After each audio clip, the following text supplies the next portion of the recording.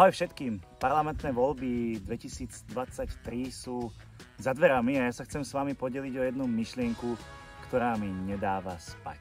Mnohí z nás, najmä mladých ľudí, si myslia, že politika je niečo nám vzdialené. Opak je však pravdou. Politika je niečo, čo formuje našu súčasnosť, našu krajinu, naše životné prostredie, naše školstvo a hlavne čo určuje, kam bude smerovať naša budúcnosť. V minulých parlamentných voľbách prepadlo skutočne veľa hlasov mladých ľudí. A vždy po voľbách si mnohí z nás povedia, že zase takýto výsledok. Keby tí mladí ľudia šli voliť, tak to mohlo dopadnúť úplne inak.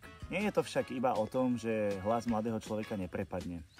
Je to o pocite, že ste niečoho súčasťou. Je to o pocite, že ste súčasťou zmeny a že váš hlas prispieva k niečomu k lepšiemu, k zlepšeniu našej krajiny.